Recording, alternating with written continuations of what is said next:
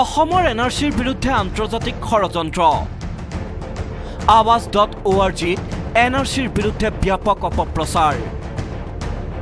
ঘনে ঘনে ভাবুকিৰ সন্মুখীন ৰাজ্যিক সমন্বয়ক প্ৰতীক হাজেলা খিলঞ্জীয়াৰ ৰক্ষা কবচৰূপে বিবেচিত এনআৰচিৰ সম্পূৰ্ণ খচৰা প্ৰকাশ পাব 30 জুলাইত তাৰ পূৰ্বে অসমৰ এনআৰচিৰ বিৰুদ্ধে ভয়ানক ষড়যন্ত্ৰত লিপ্ত হৈছে এক আন্তঃৰাষ্ট্ৰীয় চক্ৰ আৱাজ.org নামৰ ৱেবছাইটত এই চক্ৰটোৱে প্ৰকাশ কৰিছে এনআৰচিৰ পৰা কৰ্তন কৰা হ'ব অসমৰ লাখ লাখ মুছলমান লোকৰ নাম আৰু সেই অপপ্ৰচাৰেৰে ৱেবছাইটটোত দুষ্ট চক্ৰটোৱে আৰম্ভ কৰিছিল ইণ্ডিয়া ষ্টপ ডিলিটিং মুছলিমছ নামেৰে এক অনলাইন আবেদন মুহূৰ্ততে বিশ্বজুৰি খলকনি তুলিলে এই আবেদনে বহু লোকে দুষ্ট চক্ৰটোৱে চলোৱা অপপ্ৰচাৰত ভুল গৈ সমৰ্থন জনালে ষড়যন্ত্ৰকাৰীৰ ইণ্ডিয়া ষ্টপ ডিলিটিং মুছলিমছ আবেদনলৈ আন্তঃৰাষ্ট্ৰীয় চক্ৰটোৰ এই দুষ্কাৰ্য দৃষ্টিগোচৰ হোৱাৰ পিছতে এতিয়া ষড়যন্ত্ৰকাৰীৰ বিৰুদ্ধে তৎপৰ হৈছে এনআৰচি কৰ্তৃপক্ষ অৰ্গেনাইজেশ্যনক সহায় কৰে যোৱাকালি অলমোষ্ট 2:30 বজাৰ পাছৰ পৰা আমি দেখিলোঁ যে 3 ঘণ্টাৰ ভিতৰতে 1 লাখকে বেছি টুইট আমি পালোঁ য'ত কিছুমানত মোক কৈছে যে মোৰ নাম লৈ কৈছে যে আপুনি এই কাম কৰিবলৈ নাপায় এই বস্তুটো বন্ধ কৰক আপুনি ৰেছপন্সিবল হ'ব জেনোচাইডৰ কাৰণে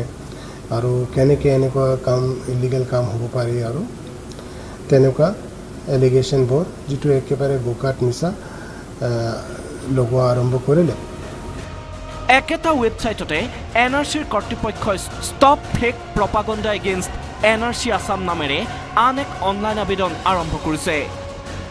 আৰু এই আবেদনত চাইন ইন কৰি অসমবাসীক আন্তঃৰাষ্ট্ৰীয় চক্ৰৰ অসম বিৰোধী ষড়যন্ত্ৰ উফৰাই দিবলৈ আহ্বান জনাইছে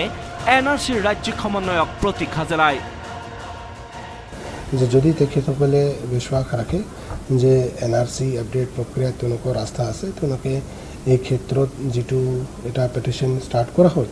তেওঁলোকে তাত সন্মিলিত হওক আৰু এইটো চহী কৰক যাতে বিশ্বক আমি জনাব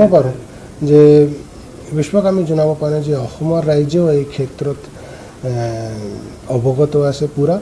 আৰু যে এটা আইনী প্ৰক্ৰিয়া চলি আছে তেওঁলোকে এই ক্ষেত্ৰত পূৰা ভালকৈ জানে